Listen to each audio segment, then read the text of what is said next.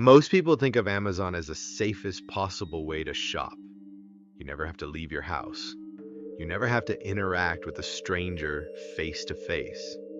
You sit on your couch, you click a button, and a box arrives at your door 2 days later. The whole system is designed to feel frictionless and controlled and safe in a way that physical shopping never quite manages to be. Tonight, I want to talk about three situations that happened to real people through Amazon. Not scams in the abstract sense, not data breaches or account hacks you read about in a tech article.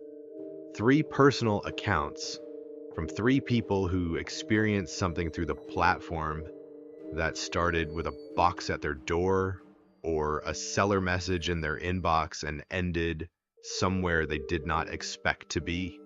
A woman who started receiving packages she had not ordered and spent 6 weeks figuring out what that meant. A man who bought a piece of used electronics and found something on it that the previous owner had clearly not intended to leave behind. And a delivery situation that a woman in suburban Ohio is still not able to fully explain even now, with the security camera footage she has saved on two separate hard drives. Names have been changed, every account is real. If you are new here, subscribe before we get into story one. New content goes up every week, and I do not want you missing any of it. And stick around through the third story tonight, because the detail that breaks it open at the end is the kind of thing that is going to make you look at your own front door differently. Here we go. Story one, the packages. My name is Teresa. I was 33 years old, living alone in an apartment in Columbus, Ohio, working remotely as a technical writer for a software company. I want to give you an accurate picture of my life at the time because I think it matters. I was settled, organized, not particularly prone to anxiety, the kind of person who keeps a budget spreadsheet and reads product reviews before making any purchase over $50. I shopped on Amazon regularly, maybe 2 or 3 orders a month, household items, mostly the occasional book or piece of tech equipment. I knew my account well. I would have noticed a fraudulent charge immediately. The first package arrived on a Tuesday in March. I found it outside my apartment door when I got back from a walk. A standard Amazon box, medium size, my name and address printed correctly on the label. I had not ordered anything that week, and I checked my account immediately, assuming there had been some kind of processing delay on a previous order. Nothing pending, nothing recently shipped that I had not already received. I opened the box. Inside was a kitchen scale, a basic digital kitchen scale in a white box, still sealed in its factory packaging. I had no memory of ordering it. I checked my order history again carefully. It was not there.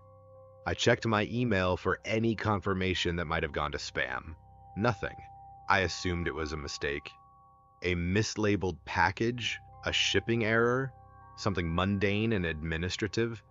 I left a note in the Amazon app about the discrepancy and set the scale on my kitchen counter, thinking someone would follow up and arrange to collect it.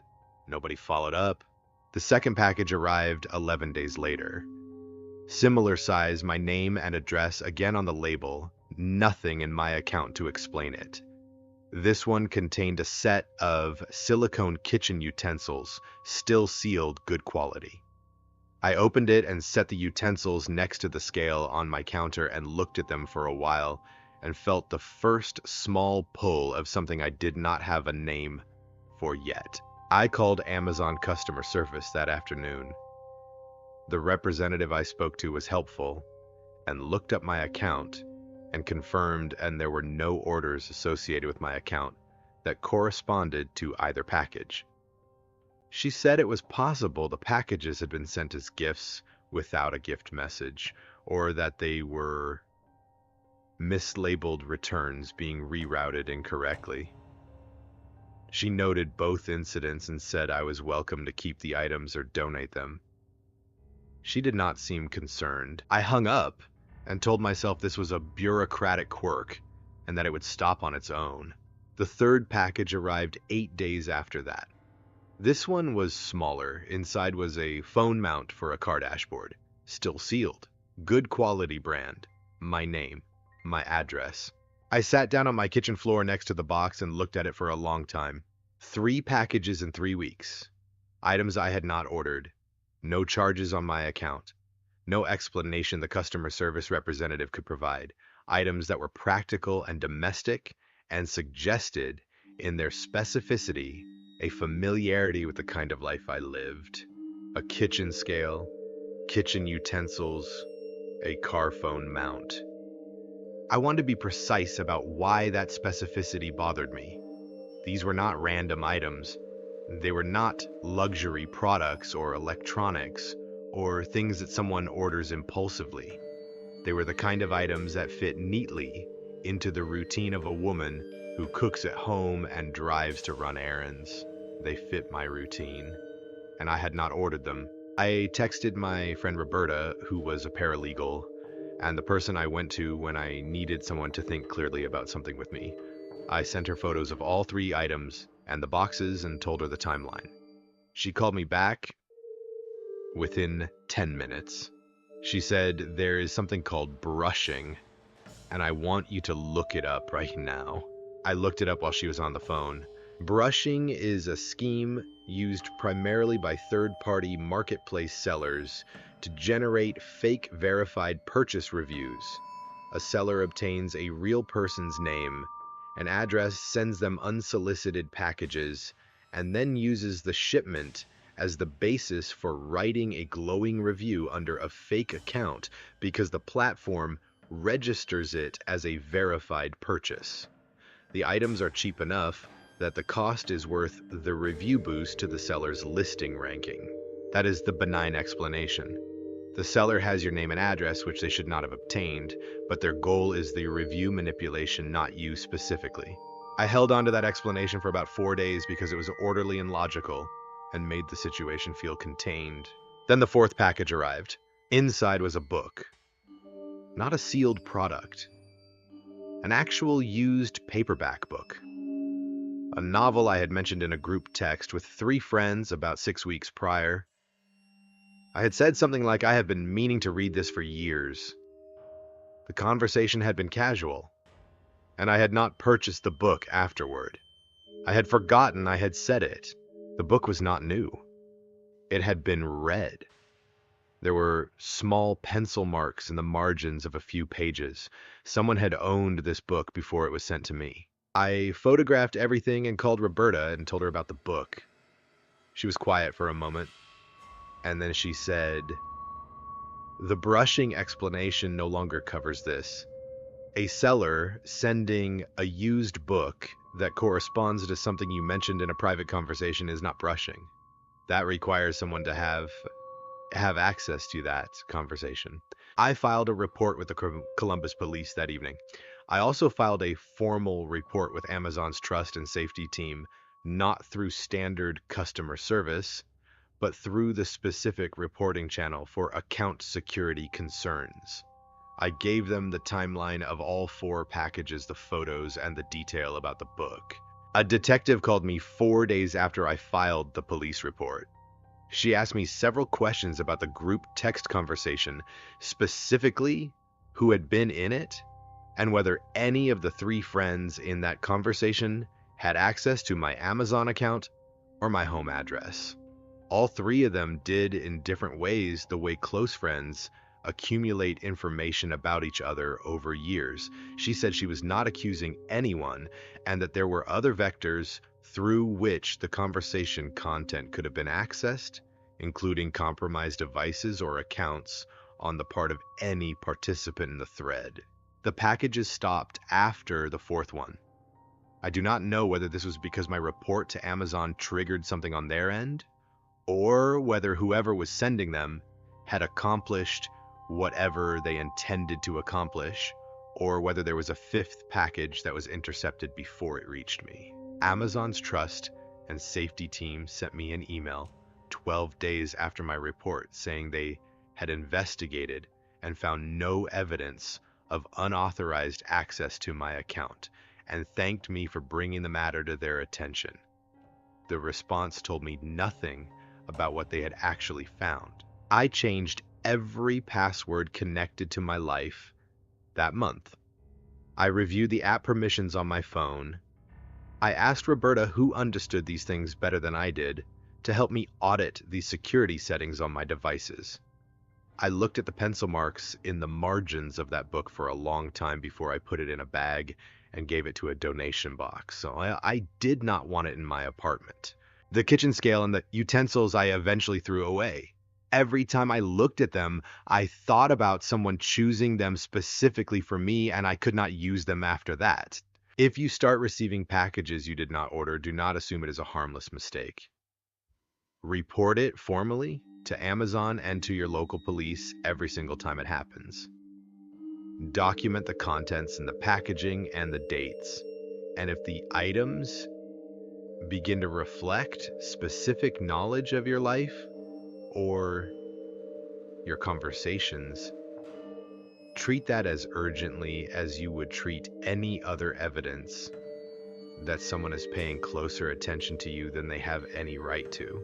Story 2, The Hard Drive. My name is Paul. I was 41 years old, living in Nashville, Tennessee, working as a freelance audio engineer when this happened.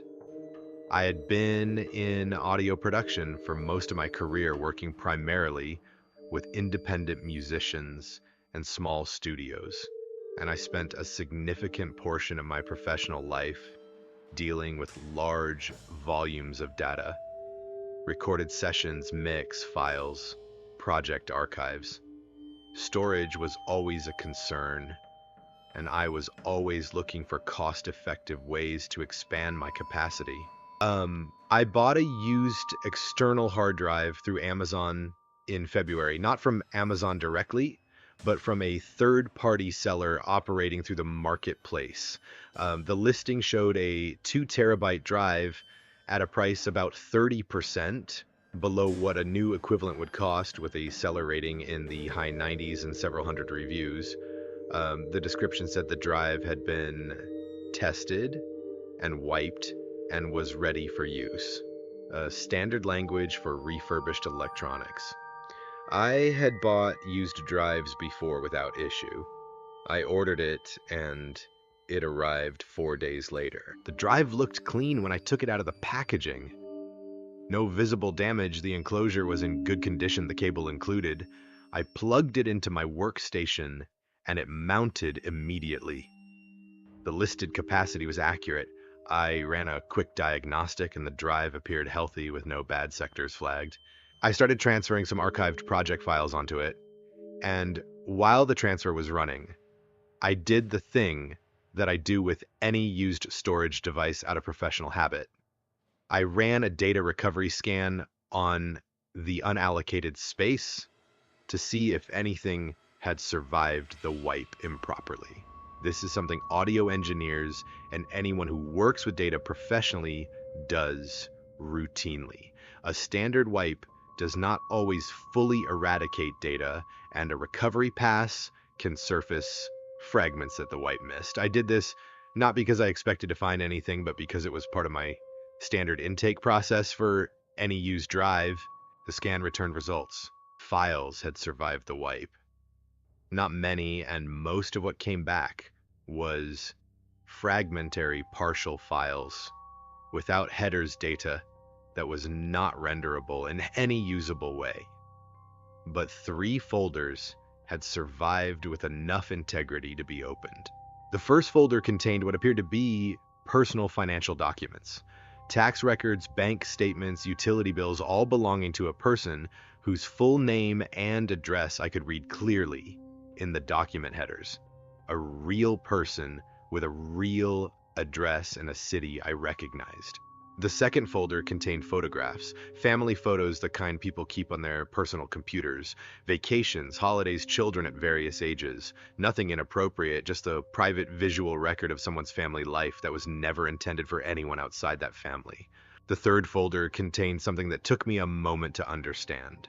A series of scanned documents that appeared to be medical records, detailed records with the person's name and date of birth, and diagnostic information visible on each page.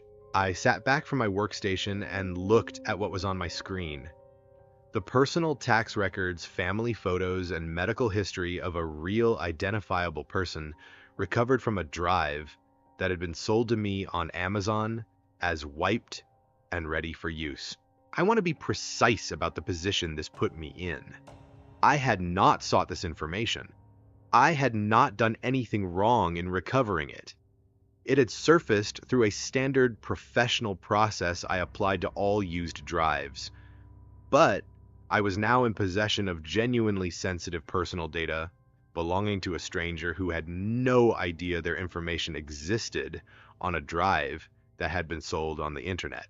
I called my attorney a friend who I kept in contact with for situations like this and described what I had found without identifying the person.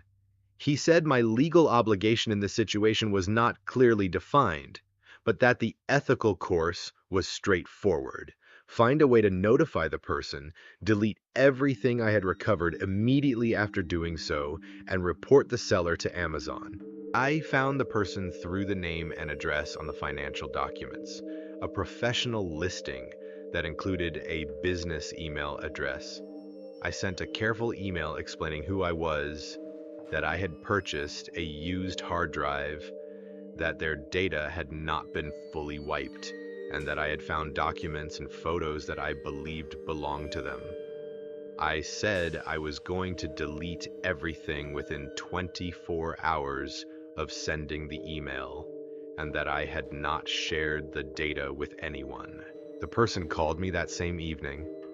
They were a woman somewhere in her 50s based on her voice, and she was clearly shaken.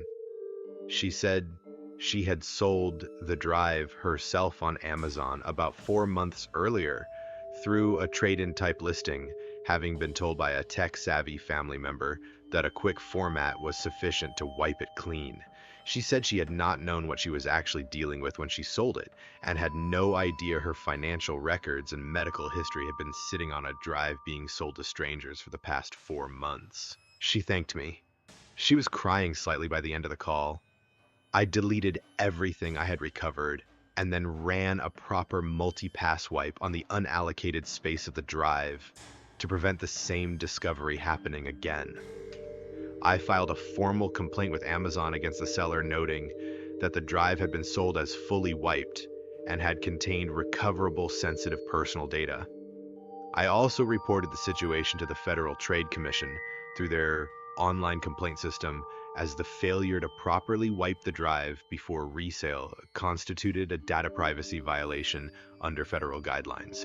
Amazon removed the seller's listing for that specific product category within 2 weeks. I received no other follow-up. The woman whose data I had found sent me an email a week after our call. She said she had placed a fraud alert on her credit file and was working with a financial advisor to review her accounts. She said her doctor had been notified about the potential exposure of her medical records. She said she was grateful I had called and not simply kept or shared what I had found. I have never bought a used storage device since then, without running a data recovery scan first and without being prepared to find something the previous owner did not intend to leave behind. What you buy on Amazon as refurbished and ready to use was owned by someone before you.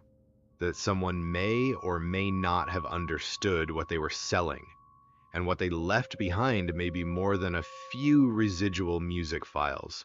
Wipe your drives before you sell them, not a quick format. A proper multi-pass wipe using dedicated software. And if you do not know how to do that, take the drive to someone who does before you hand it to a platform that is going to sell it to a stranger. Story 3, The Delivery. My name is Angela. I was 38 years old, living in a house in a suburb of Dayton, Ohio, with my husband, Greg, and our 2 kids when this happened. Greg worked a job that took him out of town 4 days a week, Monday through Thursday, which meant I was alone in the house with our kids most of the time. This is relevant. I want to be clear about it because it is one of the things about our situation that I now believe was known to the person this story is about. before the first thing I am going to describe ever happened. We ordered frequently from Amazon, multiple times a week between household supplies and the kids' things and Greg's work gear that he had shipped to the house. Our porch camera had recorded probably 200 Amazon deliveries in the prior year. Drivers came to our front door, set the package down, took a photo for the delivery confirmation, and left. We knew the rhythm of it. The first delivery I want to tell you about happened on a Wednesday evening in October, just after 6. I was in the kitchen making dinner when the porch camera triggered a motion notification on my phone. I glanced at it, saw the thumbnail showed someone at the front door, and assumed it was a standard delivery. I finished what I was doing and went to get the package about 10 minutes later. When I opened the front door, there was a box there, standard Amazon packaging. But there was also something else. The pot of mums. I kept on the left side of the porch. The large terracotta one that had been there for 3 years had been moved. It was now on the right side of the door, sitting exactly where the welcome mat was, with the welcome mat pushed to the left. Not knocked over, not fallen, deliberately moved and repositioned. I looked at the porch for a moment and then looked at the camera notification on my phone and tapped to view the recorded clip. The delivery driver came to the door, set down the package, took the delivery photo, and walked back to the van. The clip was 42 seconds long. The pot was on the left when the driver arrived, and it was on the left when the driver left. The clip showed nobody else. The camera saves a rolling buffer of several minutes before a motion event triggers a saved clip. I went into the settings and pulled the pre-trigger buffer. 12 minutes before the delivery driver arrived, the camera had captured something. A figure walking up the driveway from the street, moving at a relaxed pace. The figure went to the porch, moved the pot and the mat, and walked back down the driveway and out of the camera frame. 11 minutes later, the delivery driver arrived and left, and I came outside to a porch that had been rearranged by someone who had come specifically to rearrange it, and then left before the delivery arrived. I went inside and locked the front door and stood in my kitchen for a while before I did anything else. I called Greg, who was in Cleveland that night. He listened carefully and said he was going to come home. I told him I did not think he needed to come home over a pot being moved, but he said he was going to come home anyway, and he did, arriving just before midnight. We watched the pre-trigger footage together. The figure was not clearly identifiable. Hoodie hands in pockets, head angled slightly down in a way that may or may not have been deliberate relative to the camera. Average height, average build, nothing visually distinctive. We told ourselves it was probably a neighborhood kid playing some kind of low-stakes prank, and left it at that. We moved the pot back to the left side and went to bed. The second incident happened 3 weeks later. A Tuesday, this time 2 in the afternoon. I was home, the kids were at school. The porch camera triggered and I looked at my phone and the thumbnail showed someone at the door. I watched the live feed. A delivery driver set down a package and left. I waited until the van was out of sight and went to get the package. The package was there, and so was something else. A small yellow sticky note on my front door at eye level stuck to the wood just beside the frame. On it, in neat handwriting, were 4 words. I see you too. I stood on my porch holding that sticky note and looked at the street and looked at the neighbors' houses and looked at the tree line at the edge of our yard, and there was nobody visible anywhere. The street was quiet and ordinary and completely empty. I went inside. I locked the door. I put the sticky note in a Ziploc bag without thinking about it, just the instinct to preserve it, and I called Greg, and this time my voice was different and he heard the difference and said he was leaving immediately. I called the Dayton area police non-emergency line while I waited for Greg. The officer I spoke to took the report seriously. He sent a patrol unit by the house within 40 minutes. 2 officers walked the porch and the yard and the exterior of the house and found nothing. I showed them the sticky note in the bag, and they photographed it and took it with them as evidence. I gave them the camera footage from both incidents, the pre-trigger clip from the first one, and the delivery footage from the second, and they copied everything onto a department drive. A detective named Rodriguez called me the following morning. He asked me a series of questions that I could tell were designed to build a picture without alarming me further, but the questions themselves were alarming in what they implied. He asked if I had noticed any vehicles parked on or near my street that I did not recognize over the prior month. He asked if I had received any unusual contact through email or social media recently. He asked if I had had any conflicts with anyone in the prior several months. He asked whether I had recently bought or sold anything online, and whether I had met any strangers at my home address in connection with those transactions. The last question caught me. About 6 weeks before the first incident, I had sold a piece of children's furniture through Facebook Marketplace. A buyer had come to the house to collect it. A man. He had been friendly and normal in every way that I had noticed, and he had helped carry the furniture to his car and left within 10 minutes. I had not thought about it once since it happened. I told Detective Rodriguez. He asked me for every detail I could remember about the buyer. I gave him what I had.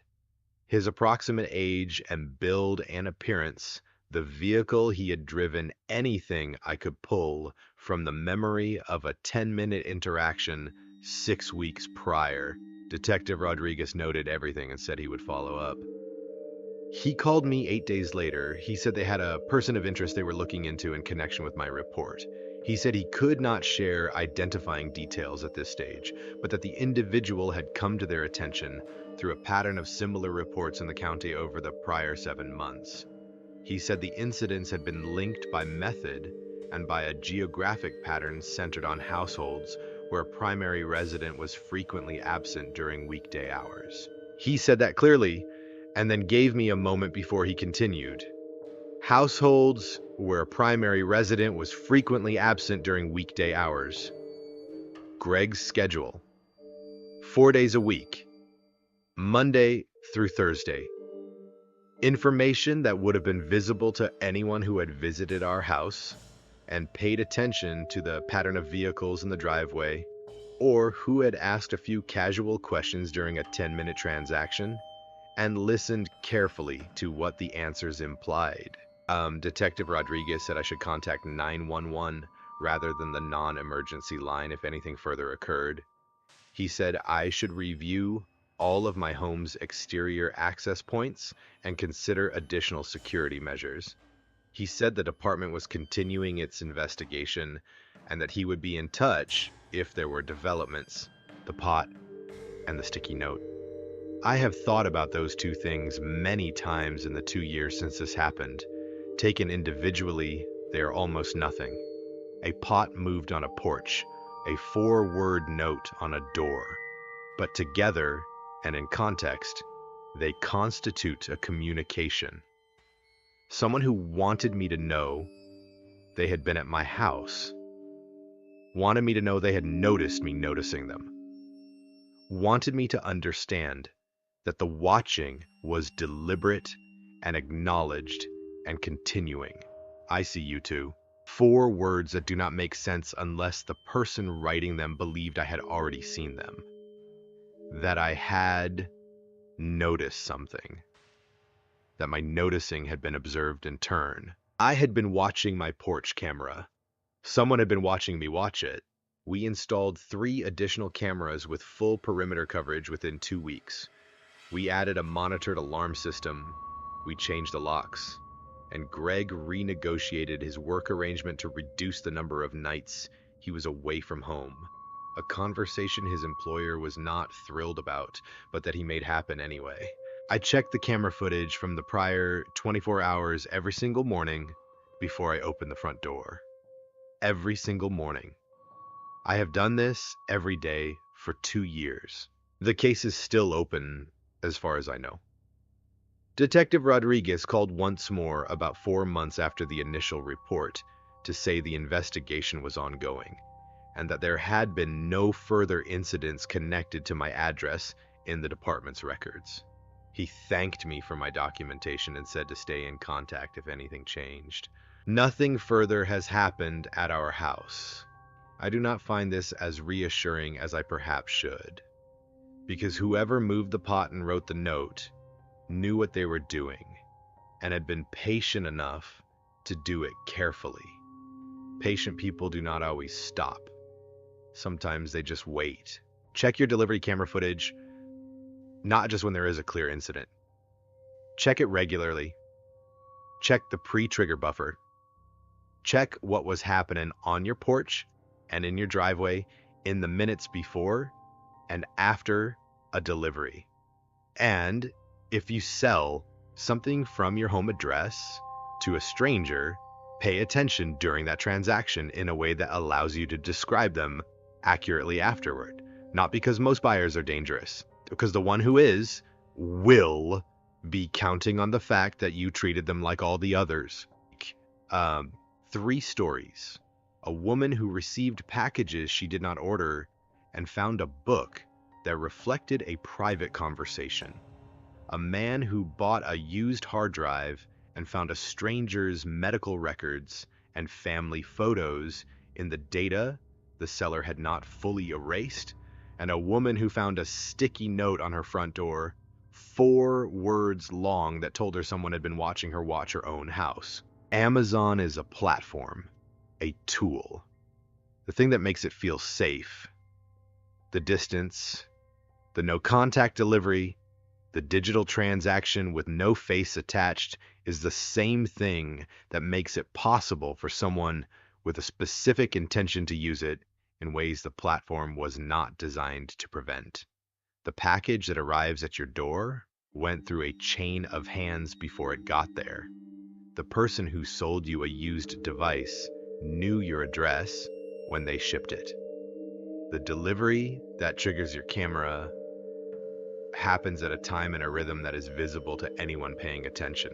Stay aware of what your Amazon activity reveals about your home and your schedule and your life, because most people who see it are seeing nothing of significance.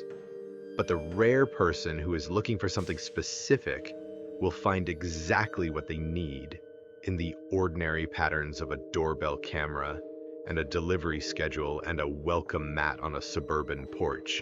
Drop a comment when you finish and tell me which of these 3 you are still thinking about.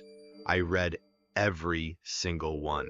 Subscribe if you are not already, and hit the bell because new content goes up every week. Stay sharp and stay safe out there.